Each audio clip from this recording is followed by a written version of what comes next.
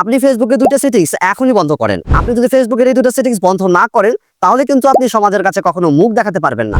কেননা ফেসবুকের এই দুটো সেটিংস অন থাকার কারণে আপনার ফোনে যদি কোনো পার্সোনাল ছবি বা ভিডিও থাকে সেটা কিন্তু যে কোনো সময় ভাইরাল হয়ে যেতে পারে। তখন কিন্তু আপনি সমাজের কাছে আর মুখ দেখাতে পারবেন না।